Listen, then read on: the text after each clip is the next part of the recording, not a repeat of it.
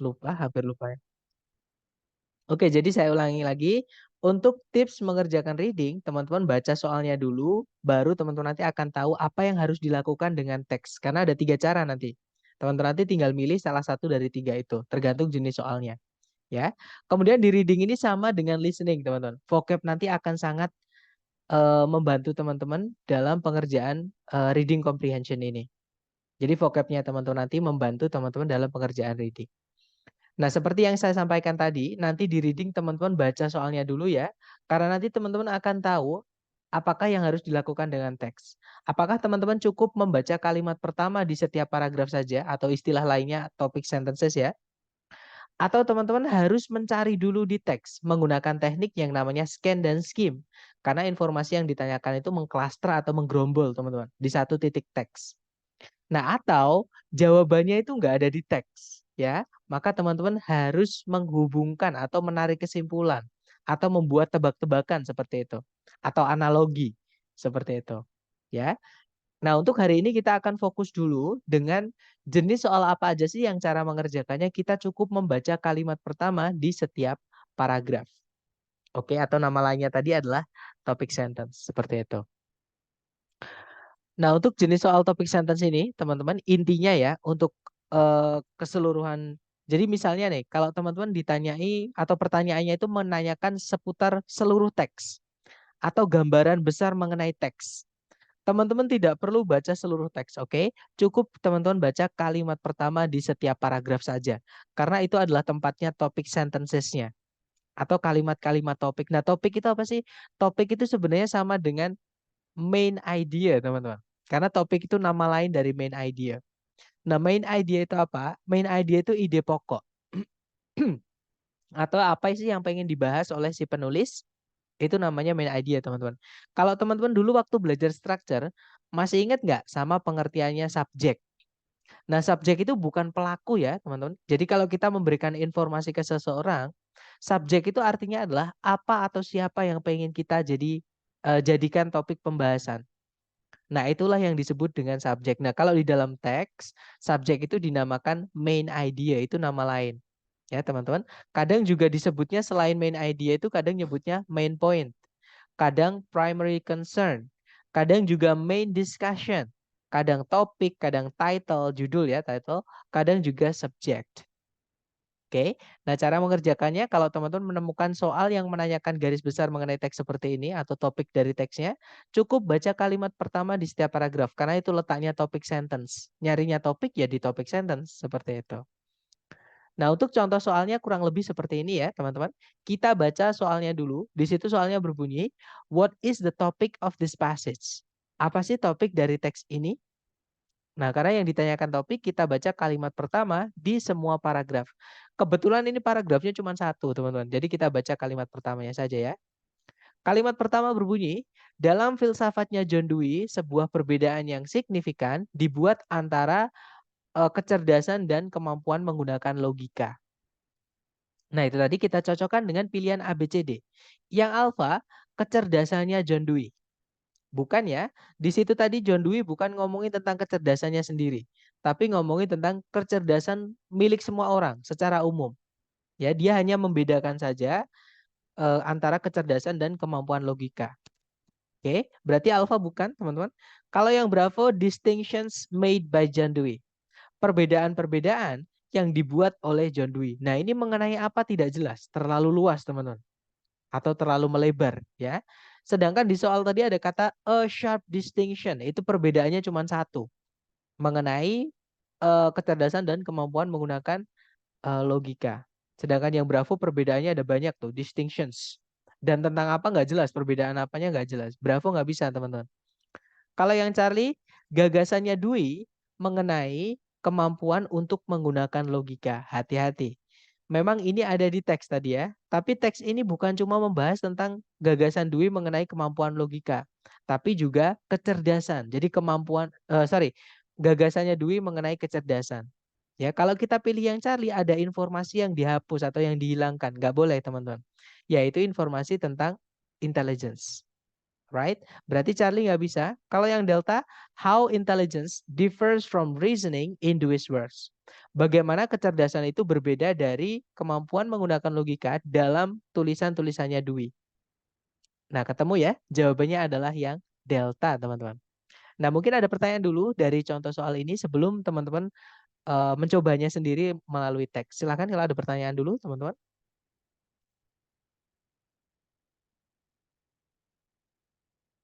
So far so good ya, easy peasy. Oke, kalau nggak ada pertanyaan, kita lanjut ke latihan soal. Nah, di sini ada satu soal, teman-teman coba dulu waktunya 60 detik di pojok kanan atas. Dimulai dari sekarang, silakan teman-teman.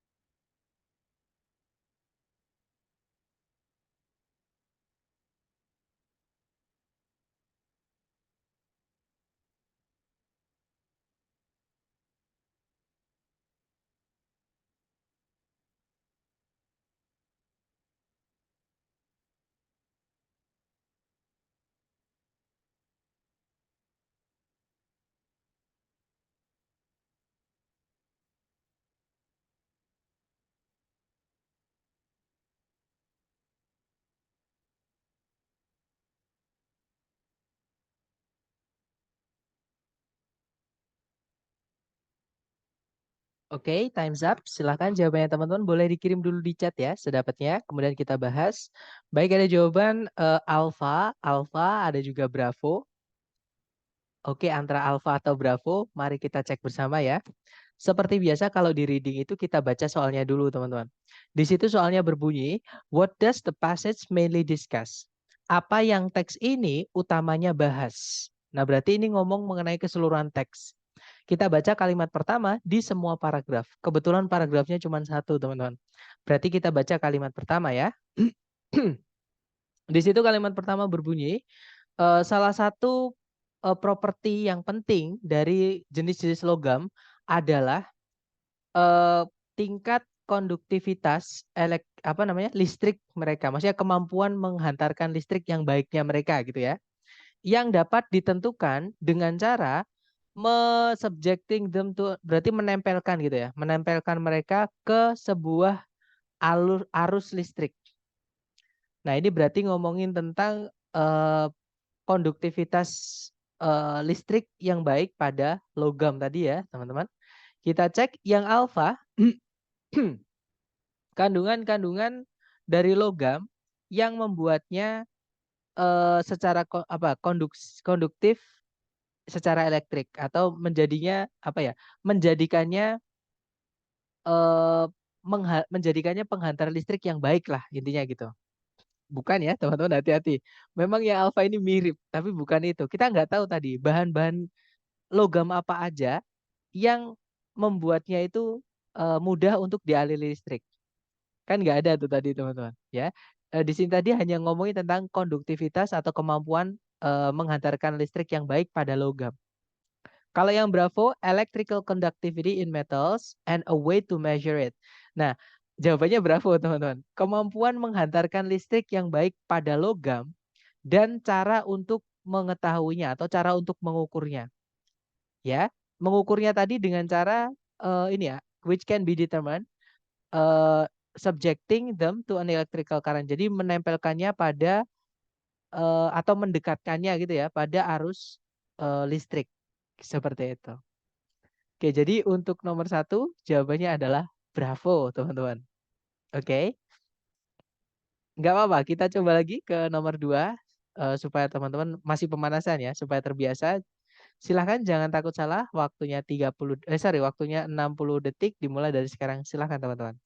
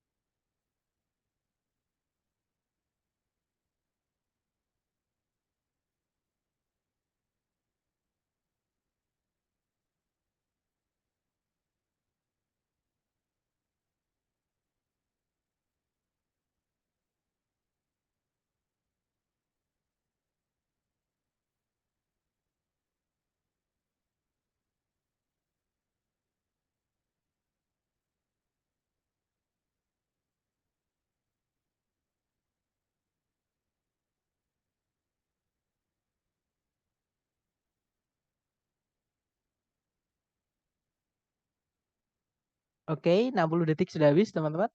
Ada jawaban bravo, bravo, bravo, bravo, bravo, bravo, bravo, bravo, bravo, dan saya lihat sepertinya semua menjawab bravo ya.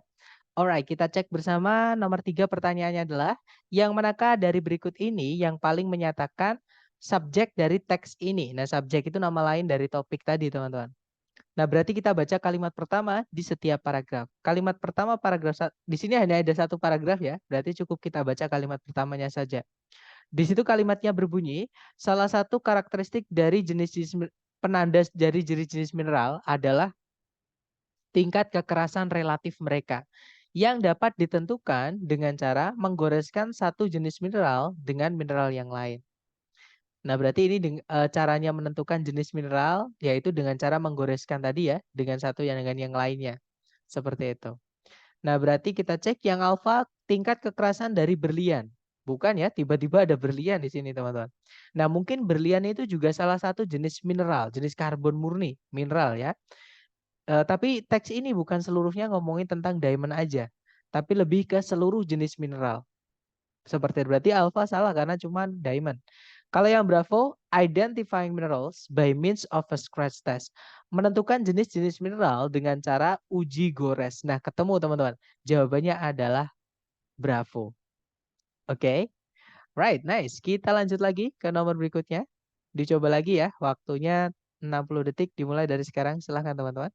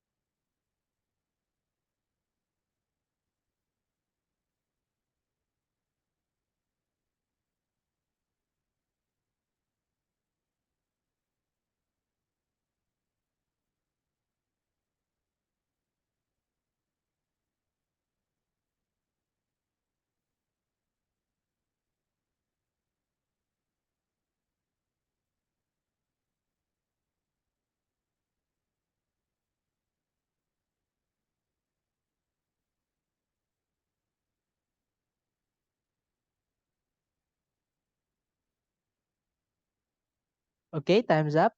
Silahkan jawabannya teman-teman dikirim dulu di chat sedapatnya ya. Kemudian kita bahas. Baik, ada jawaban Charlie, Charlie, dan saya lihat semuanya menjawab Charlie. Kita cek. Di situ nomor 3 pertanyaannya, what is the main idea of the passage? Apa sih gagasan utama dari teks ini? Nah, kita baca kalimat pertama di setiap paragraf. Kebetulan ada 2 paragraf ya. Paragraf pertama berbunyi, jenis-jenis kalender yang umum itu bisa berdasar pada matahari atau pada bulan. Kemudian paragraf kedua, kalender bulan itu atau kalender lunar gitu ya, disinkronisasikan atau dicocokkan gitu dengan bulan lunar dibandingkan dari tahun matahari. Seperti itu. Nah, berarti ini ngomongin 2 jenis kalender ya, teman-teman. Yang satu berdasarkan dengan matahari itu dibahas di paragraf 1, yang kedua berdasarkan pada bulan itu dibahas di paragraf 2. Nah, berarti jawaban yang paling tepat adalah yang Charlie ya, teman-teman. Different calendars have dissimilar basis. Kalender yang berbeda memiliki dasar yang berbeda. Nah, kalau yang alpha semua kalender itu sama saja. Bukan ya, karena jelas-jelas berbeda di situ tadi.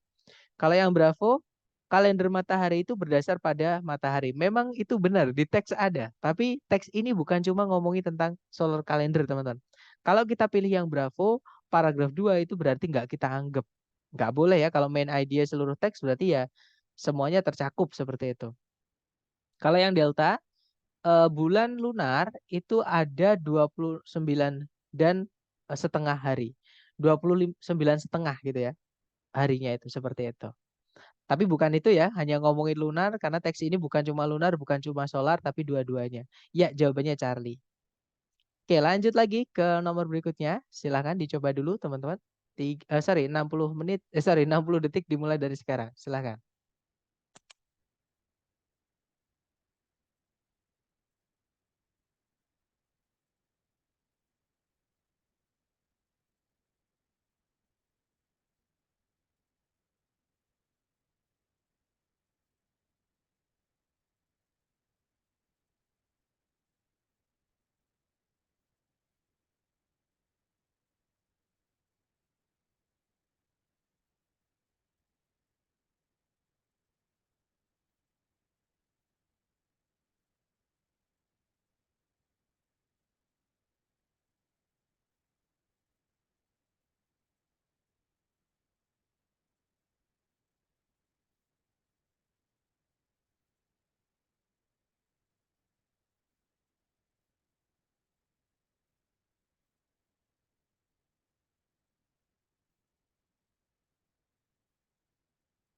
Oke, time's up.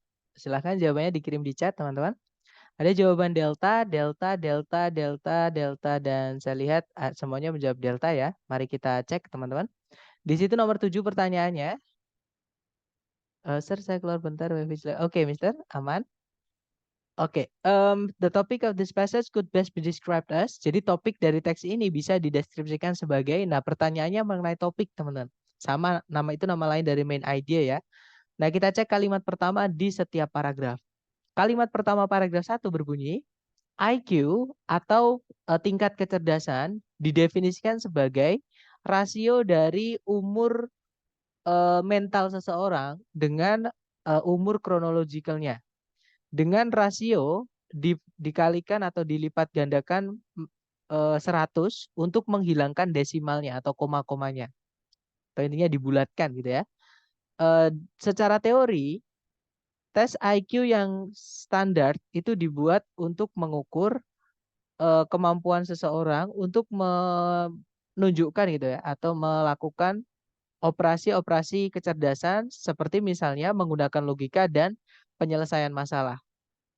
Paragraf terakhir, secara praktek tidak mungkin untuk menyimpulkan pada tingkat apa atau pada jenis consensus as to which menentukan gimana ya bahasa Indonesia yang enak ini, to which types of intellectual operations.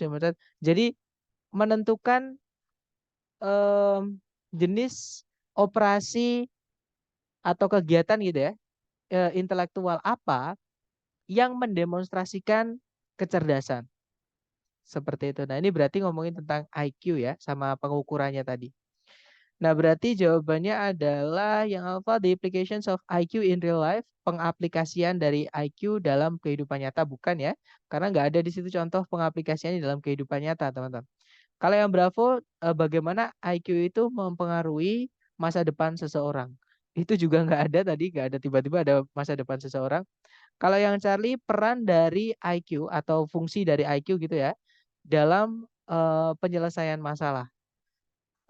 Tadi bukan peran dari IQ ya, teman-teman, tapi lebih ke kalau di dalam tes IQ, orang yang di tes IQ itu diminta untuk menyelesaikan masalah. Jadi cara mengukurnya IQ seseorang itu dengan memintanya atau menaruhnya untuk memecahkan suatu masalah seperti itu. Charlie bukan? Kalau yang delta, a definition of IQ and its measurement. Nah, jawabannya delta ya, teman-teman. Karena definisi dari IQ dijelaskan di kalimat pertama paragraf 1, kemudian cara mengukurnya itu dijelaskan di paragraf 2 dan 3, seperti itu. Oke, kita lanjut lagi. Nah, ternyata untuk jenis soal pertama yang cara mengerjakannya teman-teman cukup baca kalimat pertama di setiap paragraf aja sudah selesai ya. Sekarang jenis kedua, teman-teman. Soal kedua yang cara mengerjakannya juga sama. Teman-teman hanya cukup baca kalimat pertama di setiap paragraf saja, itu adalah idea organization. Nah, untuk jenis soal tes ITP yang online, ya, yang asli TS, teman-teman. Jenis soal ini nih udah lama banget nggak saya temukan. Ya, jadi selama 2 tahun tes, ini hanya keluar sekali. Saya masih ingat ini baru keluar sekali waktu itu. Oke, jadi walaupun jarang, tapi siapa tahu nanti teman-teman nemu soal ini, jadi saya rasa perlu dikasihkan seperti itu ya. Nah, jadi idea organization itu adalah bagaimana si penulis itu mengembangkan ide melalui teks yang dia tulis. Jadi dia punya ide, kemudian misalkan mau menulis tentang A. Nah, bagaimana A itu dikembangin melalui teksnya.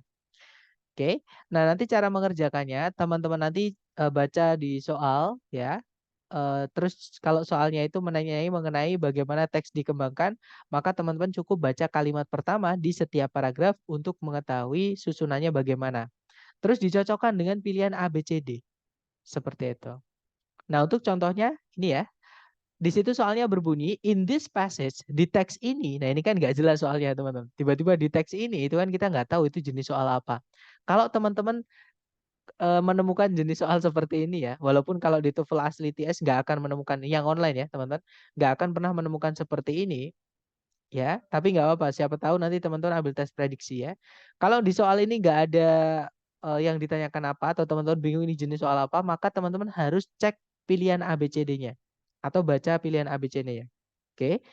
Yang alfa di situ sebuah ide disajikan dan kemudian dibantah. Kalau yang Bravo, sebuah konsep diikuti oleh contoh-contoh. Kalau yang Charlie, sebuah sebab diikuti oleh akibat. Kalau yang Delta, kepercayaan yang didukung dengan alasan-alasan logis.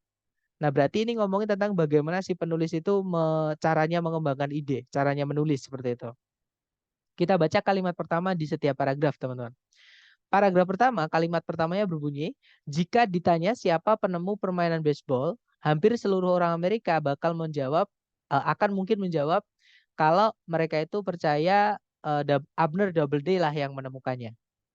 Paragraf kedua, Doubleday itu sebenarnya tidak Doubleday itu hanya diberikan pengakuan gitu atau hanya diberikan penghargaan saja atas penemuan baseball ini di awal abad ke-20 ketika perusahaan peralatan olahraga yang namanya adalah Spalding itu menyuruhnya untuk meneliti siapa penemu dari permainan baseball. Nah, berarti bukan dia yang nemuin, teman-teman. Dia hanya disuruh untuk meneliti siapa penemunya. Nah, tapi orang-orang salah sangka ya. Kemudian paragraf terakhir, sekarang ini hampir seluruh sejarawan olahraga itu sepakat atau setuju bahwa Doubleday itu sebenarnya nggak punya andil apa-apa dalam perkembangan permainan baseball. Nah, berarti di paragraf pertama tadi penulis memberikan suatu pernyataan, terus dibantah sendiri di paragraf 2 dan paragraf 3. Nah, berarti jawabannya yang alfa ya, teman-teman. Sebuah gagasan atau ide disajikan, kemudian dibantah sendiri. Seperti itu. Mungkin ada yang ingin ditanyakan dulu sebelum kita ke praktek soal. Silahkan teman-teman.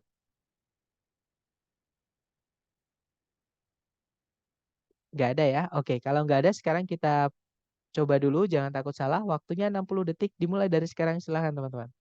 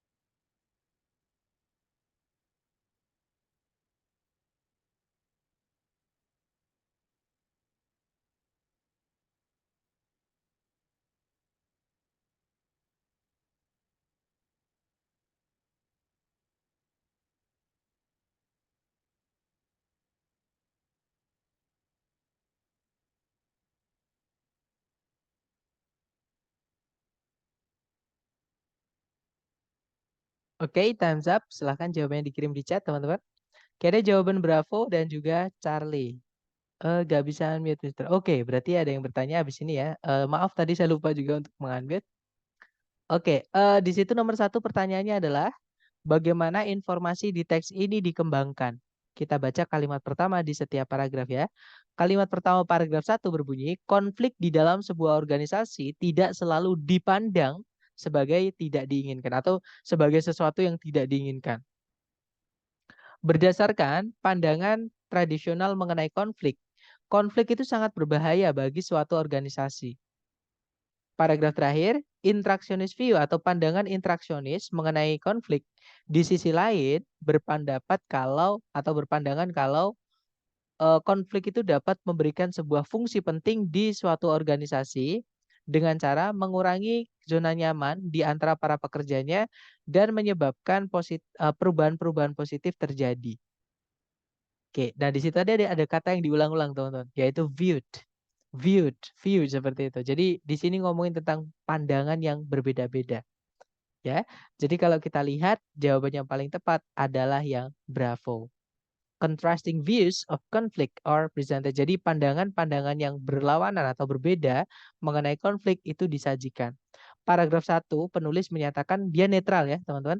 Dia hanya bilang kalau konflik dalam suatu organisasi itu tidak selalu dipandang sebagai sesuatu yang tidak diinginkan. Nah, terus paragraf kedua dia menceritakan tentang pandangan tradisional mengenai konflik yang mana itu berbahaya bagi organisasi.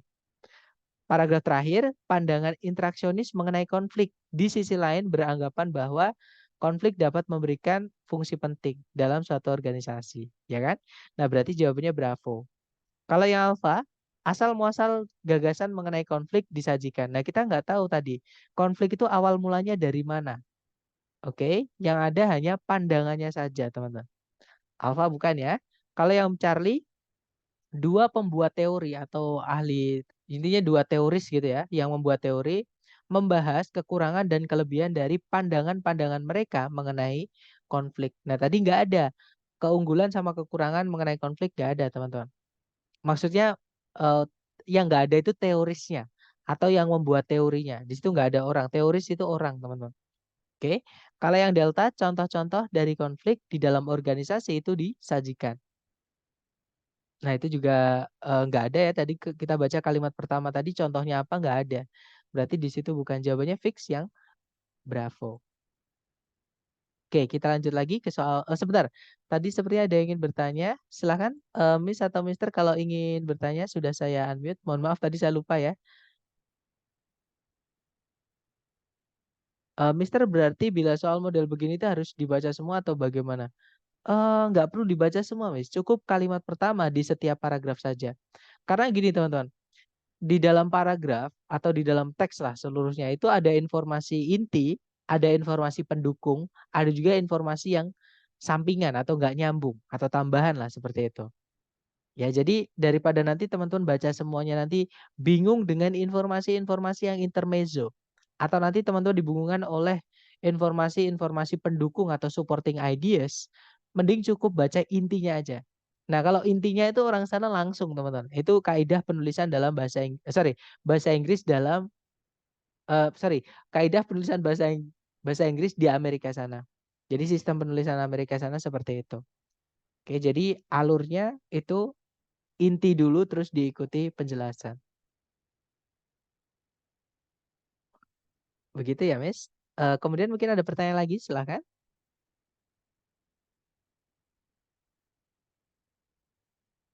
Nggak ada? Sir, mau bertanya? Oh iya, Miss, boleh.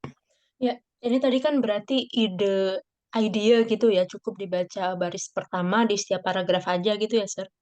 Betul. Pokoknya kalau secara kesimpulan itu, kalau misalkan pertanyaannya itu menanyakan garis besar mengenai teks, ya entah itu main idea atau gagasan utama ya, atau entah itu bagaimana penulis mengembangkan idenya di teks, atau bagaimana teks itu dikembangkan.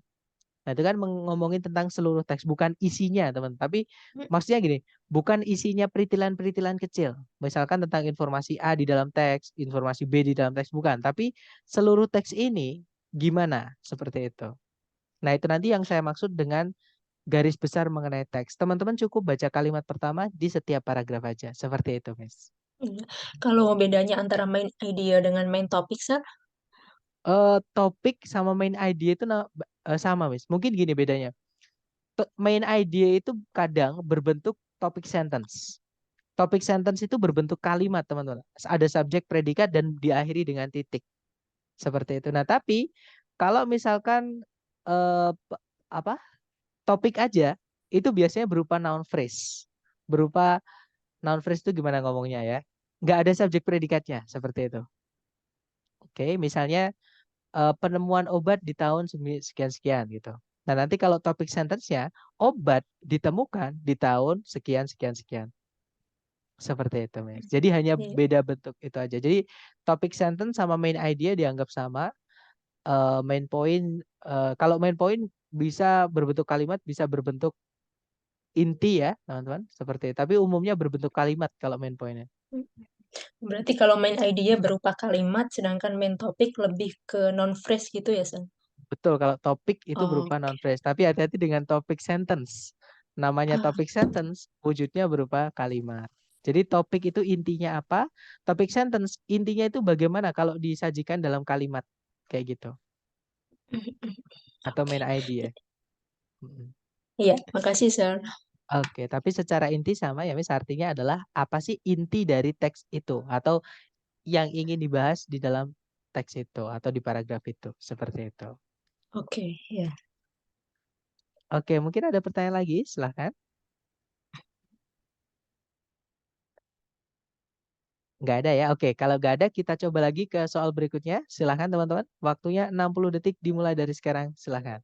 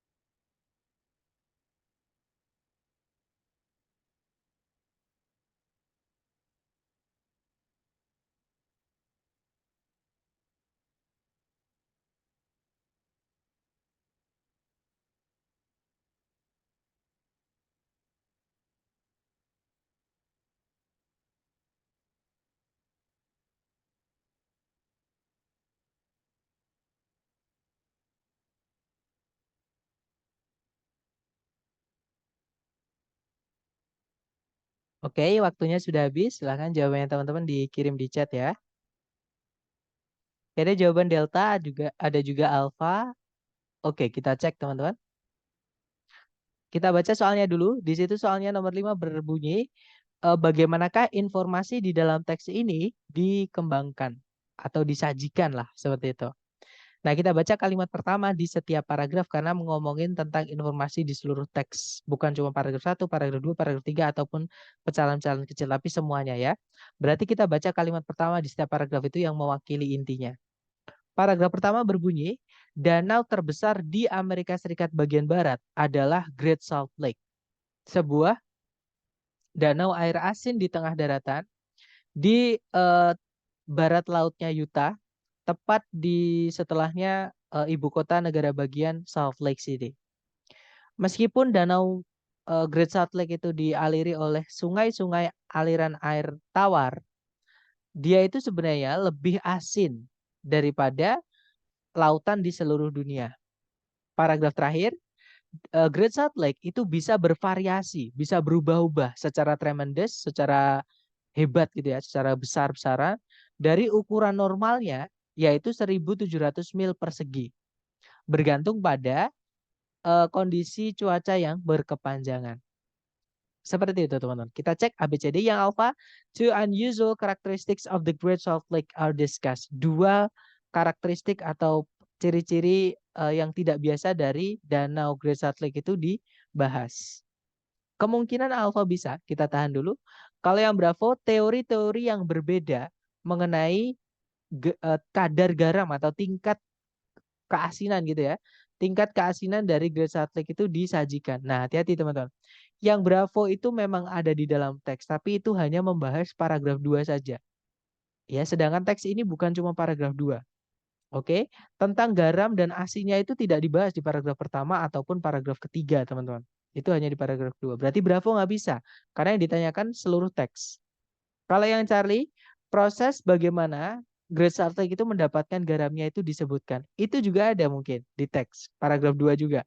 Tapi teks ini bukan cuma paragraf 2 ya, bukan cuma ngomongin keasinannya atau kadar garamnya aja. Seperti itu. Berarti Charlie bukan, teman-teman. I'm sorry. Kalau yang Delta, the reasons for the variations in the Great Salt Lake size are given. Alasan-alasan dari perbedaan-perbedaan ukuran Great Salt Lake itu diberikan. Nah, mungkin itu juga ada di paragraf terakhir karena yang ngomongin ukuran paragraf terakhir, ya. Nah, tapi teks ini teman-teman bukan cuma paragraf terakhir saja, ada 3. Maka kalau kita pilih yang delta ada yang dihilangkan, nggak boleh informasi dihilangkan, ya. Otomatis jawabannya yang paling tepat tadi adalah yang alfa. Seperti itu. Oke, kita lanjutkan ke nomor berikutnya, ke nomor 6 ya. Sorry, ternyata sudah habis teman-teman untuk jenis soal kedua yaitu idea organization. Sekarang kita lanjut ke jenis soal terakhir yang cara mengerjakannya, teman-teman cukup membaca kalimat pertama di setiap paragraf saja. Yaitu pertanyaan mengenai tone, purpose, sama course. Nah, apa itu tone? Tone itu adalah emosi, suasana hati penulis atau nuansa yang dituangkan penulis ke dalam teksnya itu. Oke, kalau purpose ya berarti tujuan penulis itu dalam menulis ini untuk apa? Supaya penulisnya bagaimana? Atau supaya bagaimana gitu ya. Kalau course itu bidang keilmuan atau mata kuliah apa yang membahas topik yang sama dengan yang dibahas itu. Oke. Nanti teman-teman cukup baca kalimat pertama aja. Oke. Nah, cara menjawabnya kalau yang ditanyakan tone, teman-teman cari di kalimat pertama di setiap paragraf itu ada nggak penulis menyebutkan perasaannya, atau ada nggak penulis itu subjektif memasukkan feelingnya dia, atau dia objektif hanya ingin memberikan informasi, berarti netral. Oke, teman-teman. Karena ada juga jenis penulis itu yang memasukkan feelingnya ke dalam teks, teman-teman. Nanti kalau teman-teman menemukan perasaan yang dimasukkan si penulis ke dalam teks, itulah tone. Oke. Kalau nggak ada, berarti tone-nya netral, teman-teman. Cari pilihan A, B, C, D yang netral. Kalau purpose itu baca kalimat pertama di setiap paragraf, kemudian teman-teman cocokkan dengan pilihan A, B, C, D. Jadi mirip sih sebenarnya dengan soal-soal sebelumnya tadi, yang jenis-jenis sebelumnya tadi. Oke, nanti teman-teman akan tahu itu tujuannya untuk apa. Kemudian kalau course itu bidang keilmuan atau mata kuliah apa, teman-teman hubungkan vocab-vocab yang teman-teman temukan di kalimat pertama di setiap paragraf dengan pilihan A, B, C, D. Seperti jadi vocab-vocabnya setiap reading, setiap bacaan itu pasti beda-beda. Nanti ada beberapa istilah-istilah itu menjadi penanda atau petunjuk teman-teman untuk mencari jawabannya. Seperti itu. Nah, atau kita ke contoh soal. Di sini ada 3 soal ya, teman-teman. Soal pertama itu menanyakan purpose. Jadi the purpose of this text is to. Nah, karena yang ditanyakan purpose, maka teman-teman baca kalimat pertama di setiap paragraf. Kalimat pertamanya berbunyi, In Cold Blood yang ditulis oleh Truman Capote di tahun 1966 merupakan sebuah contoh terkenal dari novel non-fiksi, yaitu sebuah jenis karya tulis populer yang berdasar pada kejadian-kejadian sebenarnya, di mana penulisnya itu berusaha untuk mendeskripsikan eh, alasan-alasan atau ya dorongan-dorongan itu ya, dorongan-dorongan, pikiran-pikiran dan emosi-emosi yang melatar belakangi yang kemudian menggiring ke kejadian nyatanya. Seperti itu. Nah, kalau kita lihat ABCD itu jawabannya yang paling tepat alfa ya, teman-teman. Membahas sebuah contoh dari sebuah genre sastra tertentu.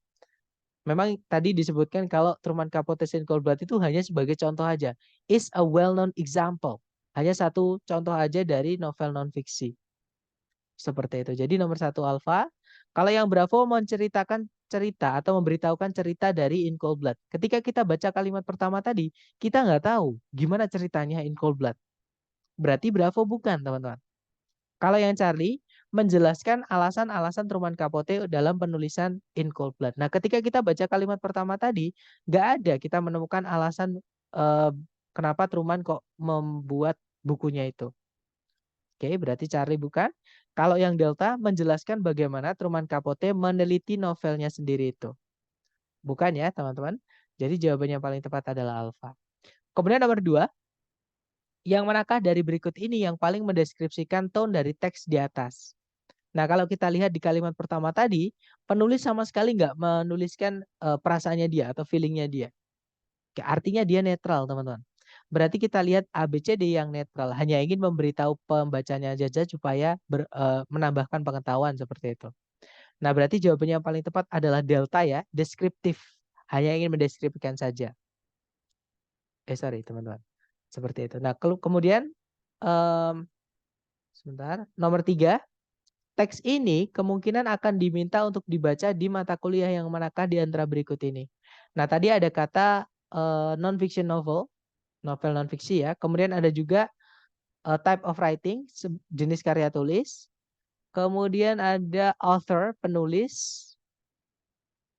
Ya, itu tadi ya. Berarti ini ngomongin tentang pernovelan, teman-teman. Atau sastra tertulis seperti itu. Nah, berarti jawabannya adalah yang Charlie ya, Modern American Novels. Seperti itu. Nah, dari ketiga contoh tadi mengenai purpose, kemudian tone dan eh, apa courses, kira-kira ada pertanyaan nggak, teman-teman?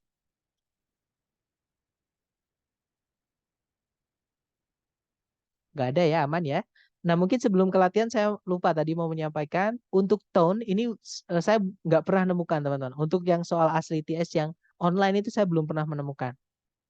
Oke, berarti bisa dibilang kalau pertanyaan mengenai tone itu jarang keluar. Seperti itu. Kalau di PBT, kalau di ITP belum pernah malah dia keluar. Nah, silahkan dicoba dulu ya. Tapi teman-teman, siapa tahu nanti ketika teman-teman tes simulasi atau dari lembaga itu keluar buat jaga-jaga. Nah, di sini ada 3 soal. Teman-teman coba dulu ya. Nomor 3, 4, 4, 5, 6. Jangan takut salah. Waktunya 3 menit berarti. Saya timer pakai HP. 3 menit dimulai dari sekarang. Silahkan teman-teman.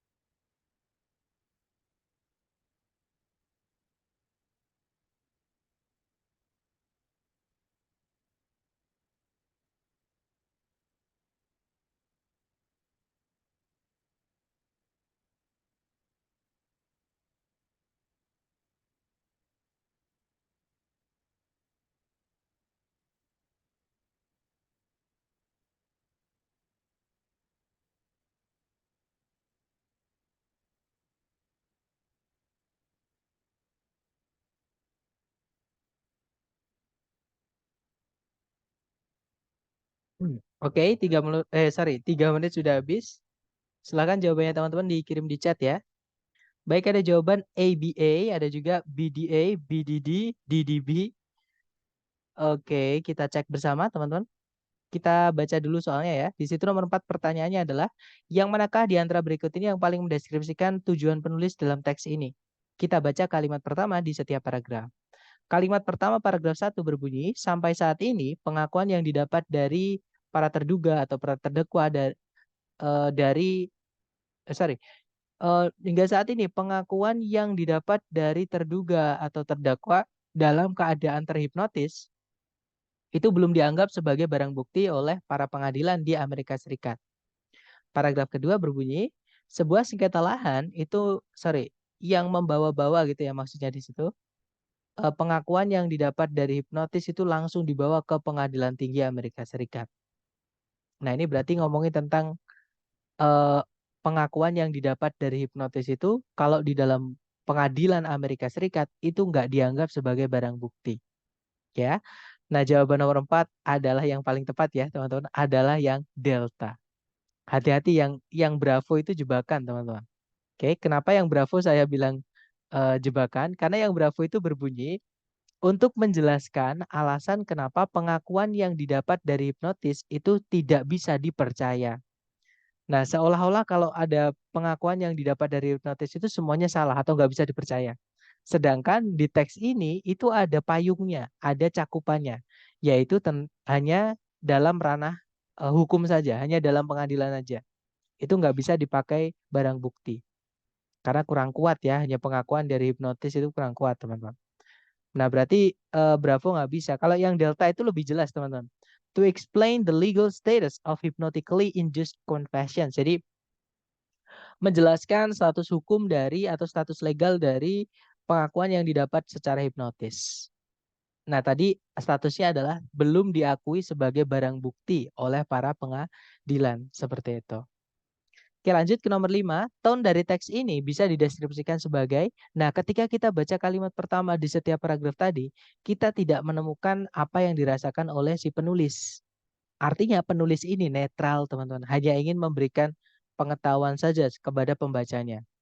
Nah, berarti jawaban yang paling tepat untuk nomor 5 adalah delta. Ya, netral, informatif itu hanya ingin memberikan informasi saja. Kemudian nomor 6, teks ini bakalan diminta untuk dibaca di mata kuliah apa. Nah, jelas ya tadi teman-teman ada kata confessions, pengakuan. Kemudian defendants, terdakwa atau terduga. Ada juga evidence, barang bukti, courts, pengadilan. Eh, Kemudian ada Supreme Court, pengadilan tinggi. Intinya di sini ngomongin tentang ranah hukum semuanya. Berarti jawaban yang paling tepat untuk nomor 6 adalah alpha ya, American law atau hukum Amerika. Seperti itu. Oke, terakhir teman-teman nomor 7, 8, dan 9 dicoba dulu jangan takut salah. Waktunya 3 menit dimulai dari sekarang. Silakan.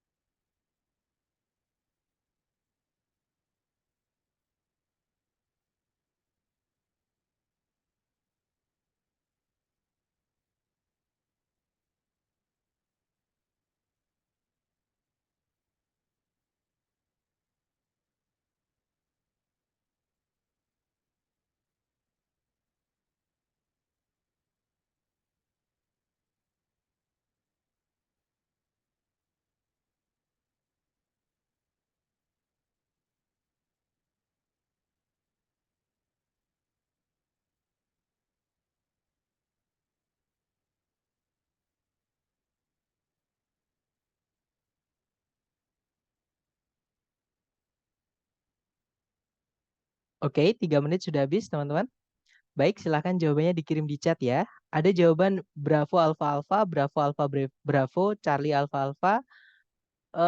Oke, kita cek bersama. Oke, kita cek bersama ya. Seperti biasa cari soalnya dulu. Maksud saya baca soalnya dulu sampai cari predikatnya ke bawah kelas sebelumnya tadi ya. Nomor 7, tujuan utama dari penulis dalam teks ini adalah untuk kita baca kalimat pertama di setiap paragraf. Kalimat pertama paragraf 1 berbunyi, tingkat di mana penggundulan hutan terjadi di dunia ini tingkat di mana penggundulan hutan di dunia ini sedang terjadi itu sangat mengkhawatirkan. Paragraf kedua, sebagian besar penggundulan hutan di dunia, sebagian besar penggundulan hutan yang terjadi, nggak ada yangnya ya. Sebagian besar penggundulan hutan terjadi di hutan-hutan tropis di negara-negara berkembang yang didasari oleh kebutuhan negara berkembang tersebut kebutuhan akan lahan agriculture yang meningkat dari negara berkembang tersebut dan keinginan dari beberapa negara maju untuk mengimpor kayu atau produk-produk kayu. Nah, ini berarti ngomongin tentang penggundulan hutan ya, teman-teman. Yang mana itu sangat semakin mengkhawatirkan tadi kata si penulis. Yang alfa, mensitasi atau saat itu apa? Mengutip statistik mengenai sebuah kemajuan, improvement ya, bukan ya teman. Ini yang bikin salah adalah kata kemajuannya. Padahal jelas-jelas deforestation, bukan reforestation. Beda ya, kalau reforestation penghijauan kembali, kalau deforestation itu penggundulan hutan. Nah, di sini pakainya yang deforestation, yang penggundulan hutan. Alpha bukan. Kalau yang Bravo, explain where deforestation is occurring. Menjelaskan di mana penggundulan hutan itu terjadi. Nah, bukan itu ya, tapi intinya, tapi itu ada di paragraf 2, teman-teman. Oke, yaitu di hutan tropis di negara-negara berkembang tadi. Tapi teks ini bukan cuma ngomongin paragraf 2 saja. Oke, berarti Bravo nggak bisa, teman-teman. Kalau yang Charlie, membuat para pembacanya itu mengetahui atau menyadari akan adanya masalah di dunia ini yang semakin memburuk. Sebuah masalah di dunia ini yang semakin memburuk. Apa itu? Yaitu penggundulan hutan tadi, teman-teman. Nah, memburuknya tadi dijelaskan di kalimat pertama ya. Tingkat di mana penggundulan hutan di dunia ini terjadi itu sangat mengkhawatirkan. Nah, ada kata mengkhawatirkan. Seperti itu. Oke, berarti jawabannya Charlie. Nah, kalau yang Delta menyalahkan negara berkembang atas penggundulan hutan. Bukan cuma negara berkembang ya, teman-teman. Tadi yang disalahkan juga negara maju juga. Nah, Bravo, Delta bukan ya. Jawabannya adalah yang Charlie. Kalau nomor 8, yang manakah di antara berikut ini yang paling mendeskripsikan tone dari teks? Nah, tadi di soal penulis menyebutkan is alarming. Sangat mengkhawatirkan, artinya dia merasakan khawatir. Nah, jawabannya nomor 8 berarti yang alpha ya, teman-teman. Concerned. Itu artinya takut atau cemas atau khawatir. Seperti itu. Oke, next number 9. Teks ini mungkin akan diminta untuk dibaca di mata kuliah yang manakah di antara berikut ini. Nah, ini tadi ngomongin tentang hutan ya, teman-teman. Yang mana hutan itu adalah fitur dari bumi. Nah, fitur dari bumi itu kalau di bidang keilmuan itu dibahasnya adalah di geografi, yaitu yang Bravo. Oke, berarti jawabannya Charlie Alpha Bravo. Kalau yang Alpha geology itu ngomongin tentang tanah sama batuan aja, teman-teman. Oke. Oke, dan sini ngomongin tentang hutan. Jadi jawabannya adalah yang Bravo. Jadi CAB. Seperti itu. Nah, itu tadi adalah 5 jenis soal. Lebih tepatnya sebenarnya dipendekkan 3 ya. Jadi 3 jenis soal yang cara mengerjakannya adalah teman-teman nggak perlu ribet-ribet baca seluruh teks. Walaupun menanyakan keseluruhan teks, teman-teman cukup baca kalimat pertama di setiap paragraf aja. Itu sudah mewakili. Seperti itu ya. Nah, tadi apa aja soal yang menanyakan garis besar? Yang pertama main idea, ngomongin tentang gagasan utama atau topik ya. Kemudian yang kedua tadi adalah idea organization. Walaupun ini jarang, tapi dia pernah sekali keluar di ITS, teman-teman. Dan kalau di simulasi ini sering keluar. Oke, jadi bagaimana si penulis itu mengembangkan idenya melalui teks yang dia tulis. Kemudian yang ketiga tadi ada 3 ya, yaitu ada tone, purpose, sama course. Nah, kalau ada pertanyaan-pertanyaan tadi, cukup teman-teman baca kalimat pertama di setiap paragraf seperti itu. Nah, mungkin sebelum kita tutup, ada yang mau ditanyakan dulu dari teman-teman? Silahkan kalau ada pertanyaan.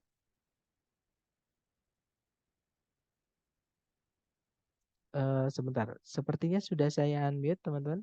Ya, sudah saya unmute. Mungkin teman-teman kalau ada pertanyaan boleh ditanyakan. Nggak ada ya, teman-teman. So far so good. Baik, kalau gitu nggak ada pertanyaan. Atau nanti ketika teman-teman berlatih menemukan kesulitan, silakan. Ya, silakan, Miss. Ada yang mau ditanyakan?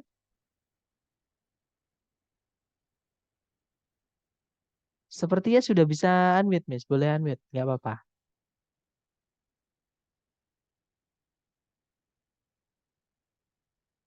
Oke, Mister, sorry ganggu. Mau tanya, No, no, Mister iya, punya nggak apa-apa. contoh-contoh soal yang tentang tone gitu nggak? Maksudnya kayak kalau tone-nya misalkan kayak tadi ya, apa? Hmm? Misalkan exaggerated itu contoh paragrafnya kayak apa? Atau kalau concern itu paragrafnya kayak apa? Contoh-contohnya gitu, Mister. Jadi kita kebayang kayak, oh kalau tone-nya, kalau paragrafnya gini, tone-nya kayak gini gitu. Oke, jadi kalau misalkan yang bervariasi saya nggak bisa pastikan ya, Miss. Tapi kalau misalkan soal tentang tone, saya bisa nyarikan. Nanti saya kompilasikan ya. Maksudnya saya eh, apa? Saya kelompokkan sendiri. Oh ini tentang tone. Jadi nanti saya masukkan tone ini saya masukkan seperti itu, Miss. Nah, oke, thank you, Mister. Oke, nanti saya buatkan. Kalau saya lupa tolong di ini ya diingatkan. Nanti saya di Japri supaya nanti saya. Ini. Tapi mungkin saya kirimnya Thank you. besok, Miss, karena habis ini saya juga ada kelas. Mungkin besok pagi-pagi nanti saya kompilasikan ke dalam satu PDF seperti Oke, itu. alright, no problem, Mister. Thank you. Oke, that's good question. Mungkin ada pertanyaan lagi dari teman-teman, silakan.